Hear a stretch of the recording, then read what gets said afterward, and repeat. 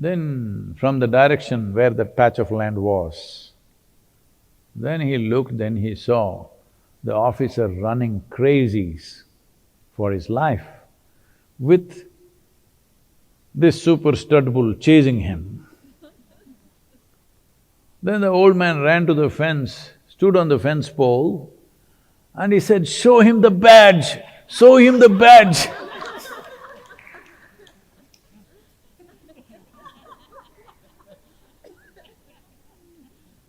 Please, don't flash your entitlements in the face of the virus.